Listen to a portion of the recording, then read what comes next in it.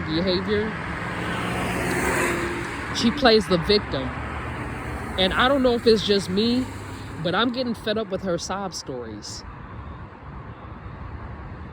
You know, I'm sure that everybody on this planet can understand some form of heartbreak, but it's not acceptable to respond from that heartbreak to set somebody up to be gang raped and to human traffic them and violate their rights and take away their humanity and their free will. That's unacceptable. There's no excuse that could be made for that. You know, there's a point in time where, you know what I'm saying, I dated her. I mean, I considered it more of a fling at the time because I was emotionally immature, but she saw it more as a relationship.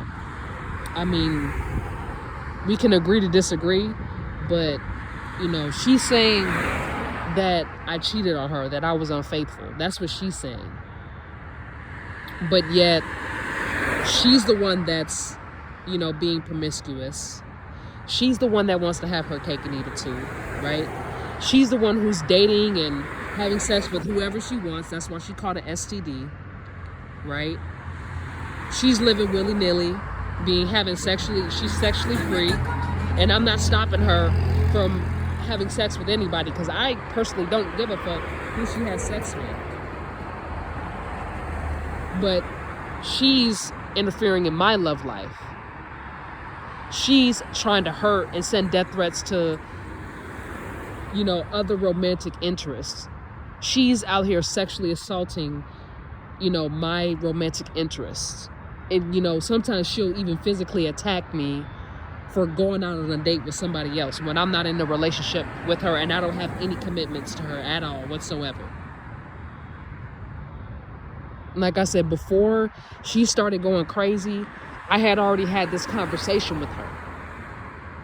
Even though I saw the relationship a little different than she did, I actually formally and professionally broke up with her.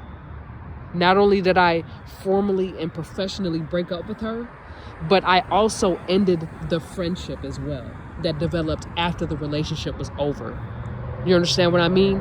I was very polite, I was very professional, and I was very respectful, and I was very compassionate towards her feelings because I understood that me saying what I had to say was gonna piss her off and hurt her feelings. You know, but at a certain point in time, I was tired of walking on eggshells with her.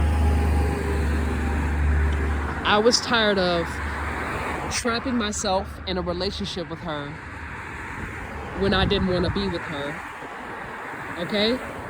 And I was tired of her playing the victim and talking trash about me when I had already apologized for breaking her heart. I had already apologized. I had already taken full accountability, and I accepted that she was gonna be promiscuous, and that was none of my business. But she was willing to be honest with me about that. Not that it was really any of my business, but I guess in case I tried to pursue her in the future, or if she would have ever make a pass at me, I would know where she stood. But she's a grown woman. I don't care who she dates, but she's always trying to, like, jealousy bait me. You know what I mean? Like, she'll stalk me, right? And she'll have a dude that she's talking to, and she'll flirt with him in front of me. And now, I mean, I wouldn't have a problem with it if she wasn't stalking me. Like, if it was just some, like, weird random coincidence that I just bumped into her and she had a guy with her, like a boyfriend or husband or girlfriend or wife or whatever, like, I don't have no ill feelings towards her at all. Despite the horrible fucked up things that she did to me and said to me, I don't wish any ill will on her at all. I prayed for days where she would move on and find somebody else so that she can leave me alone. I want her to move on.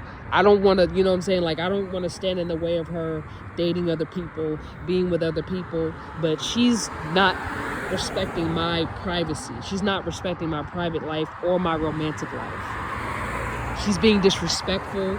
She's holding me hostage. She's forcing me to have sex with her. She's being extremely complicated and difficult when I confront her about her inappropriate behavior. You know, she starts stalking me. Sometimes she'll get aggressive and she'll try to like commit an attempted murder by vehicular manslaughter. And she'll just do all types of stuff. And she's like becomes so like negative and oppositional in a very combative way, but it's like passive aggressive. Like she won't tell me, like she won't say anything. Like if I'm sitting right in front of her or she like walks right past me, she won't approach me and say anything. Like she won't, you know, she's had many opportunities to say what she wants to say to my face because she stalks me and follows me every day. Okay, so let me make that point clear. She stalks me and she follows me every single day. So if she felt like she had an opportunity or she needed an opportunity to confront me, she has one every day because she won't stop. Like she just won't get off my back. She won't stop breathing down my neck. And the only time that she's ever left me alone is when I put a camera to her face or when other people get involved.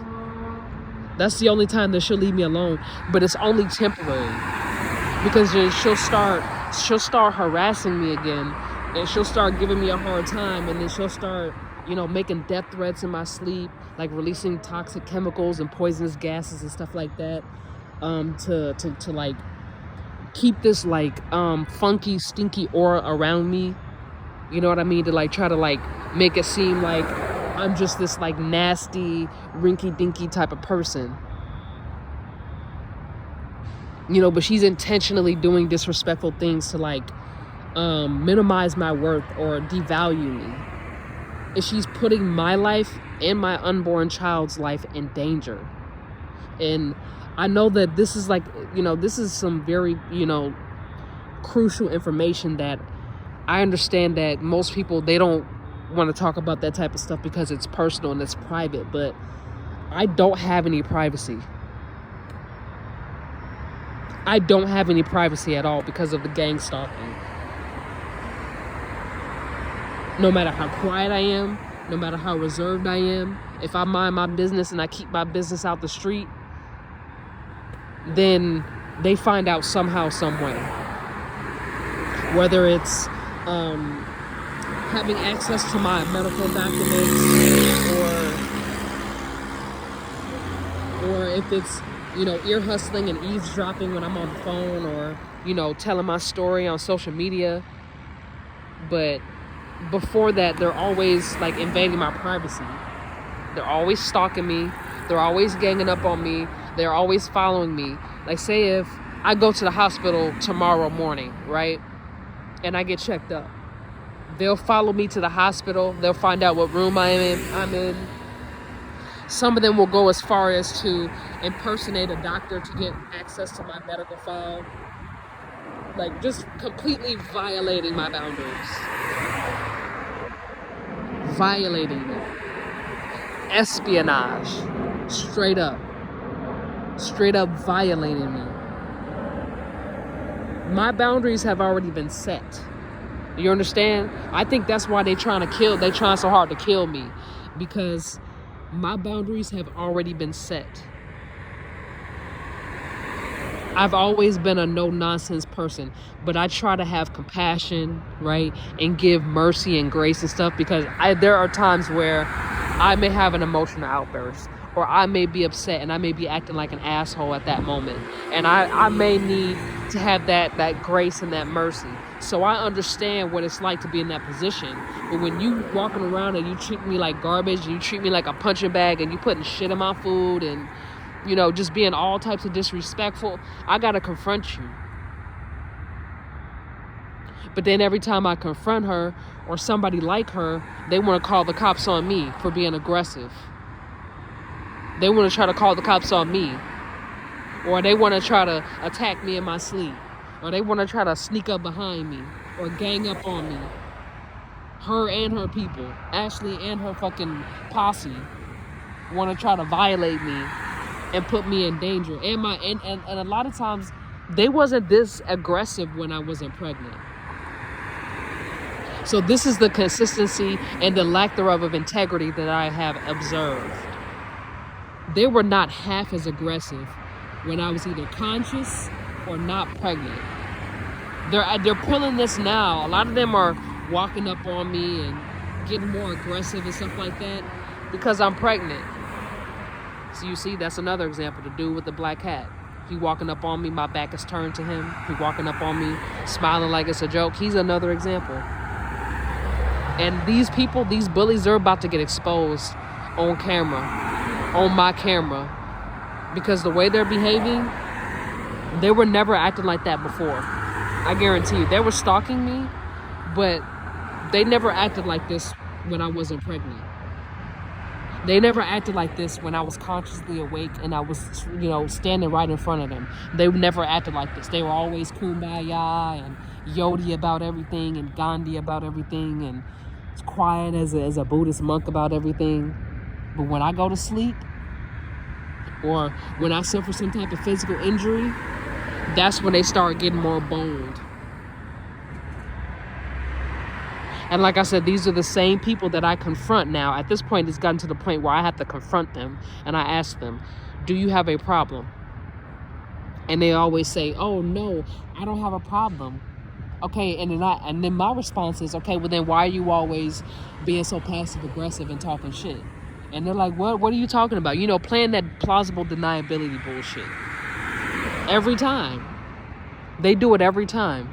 But my question is, why continue to go back and forth with these mind games when it's clear that you're being a bully and I'm calling you out on it? Here's your chance to confront me if you got something that you want to say. But a lot of them will switch up their energy and spirit. If they talk shit, they speak another language. They speak another language that they know I don't understand. Or if they speak English, then they act like they don't have a problem. But then, like, the minute my back is turned, then they start talking shit again.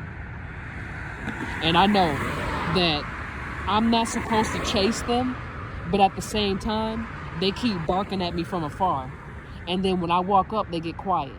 And I'm like, I didn't quite hear you when you was talking and I was on the other side of the street. I didn't hear you. So can you speak up? Can you repeat what you said? And when I get close enough, they're like, oh, no, I don't want no problems, or no, I'm sorry, right? So when they say, I'm sorry, or, no, there's no problem, I try to let it go. Because when someone acts cowardly like that, or when they beg for mercy, I prefer to let it go. Or when they run from me, like, those are just, things that let me know, okay, well, maybe I need to bring this up later. You know what I mean? Especially when they run.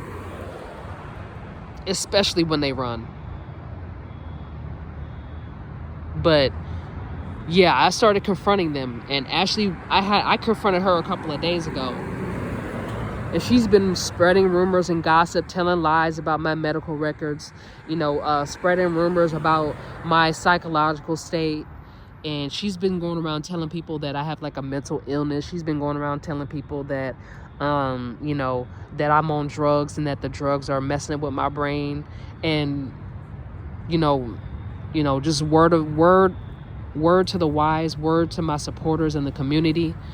I've done my very best to keep it 100 with y'all. Like, no lies, no deception. I tried my very best to share my story and in the best way I knew how, despite me suffering from some form of amnesia. I've tried my very best to share what I remember through my eyes, my version of the truth, and I've tried to be as honest with you guys as I possibly could. When I told y'all that some of the doctors were committing malpractice and keeping my information from me, it wasn't all the doctors, but the majority of them that I've endured were practicing medical malpractice. There were a few doctors that let me keep copies of my own medical records.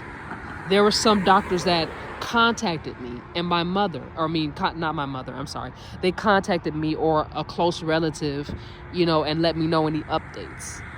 I'm not talking about the doctors who did their job professionally and correctly and they actually valued my life. I'm not talking about those specific doctors. I'm talking about the ones who not only committed medical malpractice by giving me either a false diagnosis or they violated the doctor-patient confidentiality